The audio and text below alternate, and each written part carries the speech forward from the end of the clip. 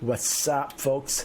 So today we'll be looking at the maximum muscularity development for men and women, and looking at the various formulas that are around to calculate what is your potential to gain lean mass and to hold them, okay? And the formulas are calculated separately for men and women.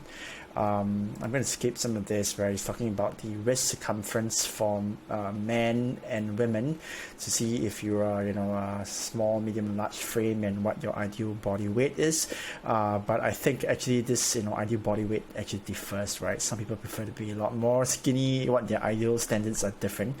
I'll skip this. But I think the point here is that relative to your height, your wrist and your ankle measurements, right, they are actually plays a big part of how big or small your frame is and how much tissue you can hold. So people who have a thicker wrist tend to be broader. They can actually gain a lot more as well, especially if they're taller. So I'll skip this and look at the really simple formula, very quick, easy one for men. This done by Martin Berken.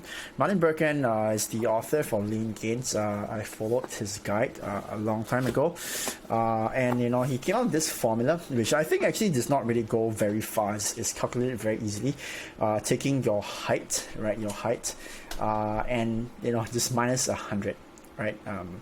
And that will give you your maximum potential, right, at a shredded, right, body weight of 5 to 6% body fat, right? So if I looked at it and I did it for myself, that means I'm 172 minus 800. I'm at 72 kg at 6% body fat, right? If I look at myself now, I'm probably I'm 73 kg at about 12-13% body fat. That means if I cut down my fat level to 5-6%, I probably can gain about 3 to 4 kg max.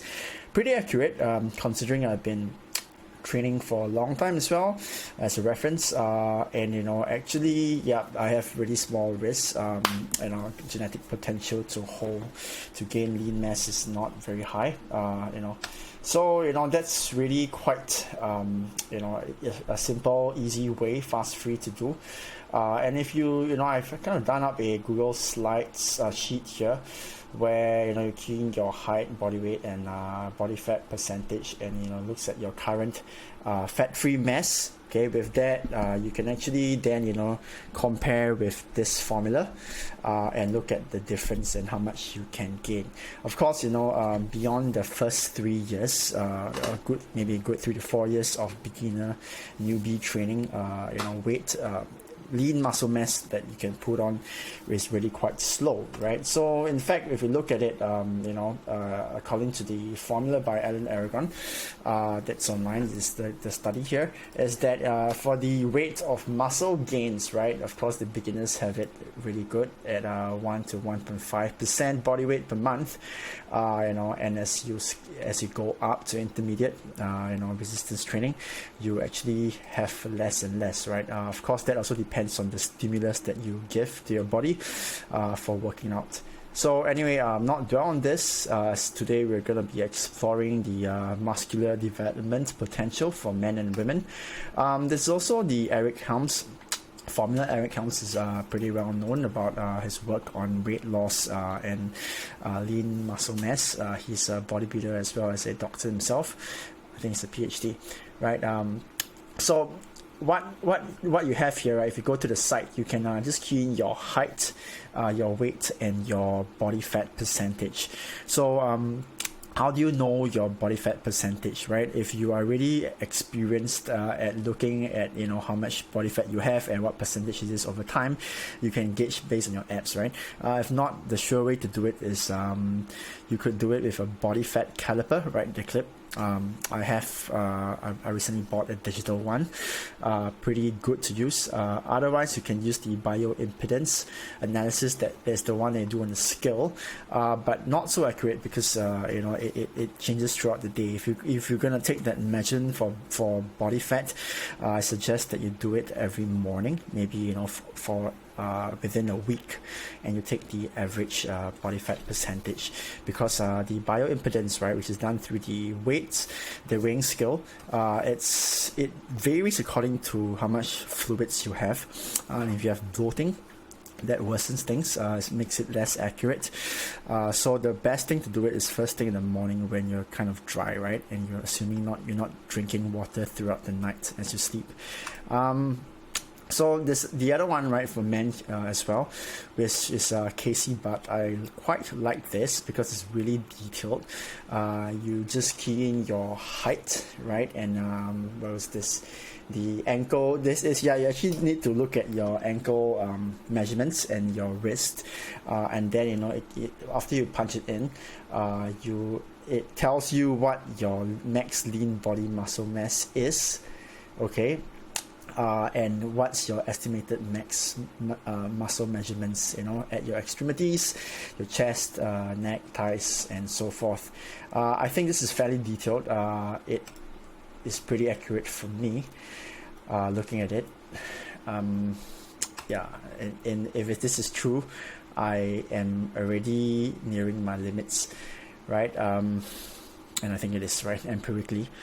So now we come to the women's one. Exciting. This was done through a study where a large number of women candidates were gathered with the data, and they were classified according to their height, their years of experience training, resistance training to be specific, and how much fat-free mass, as in just aside from fats, that they had according to their training years, and then it's by height and then by number of years, and there were 3 categories, right?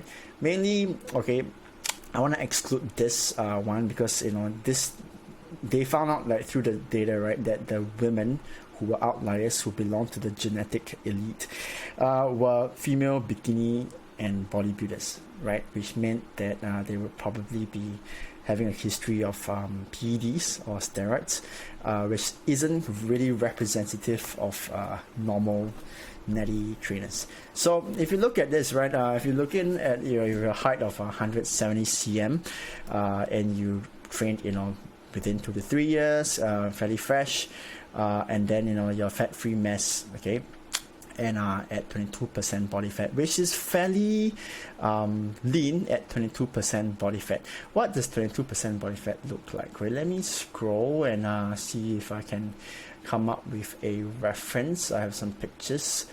Okay, where is it?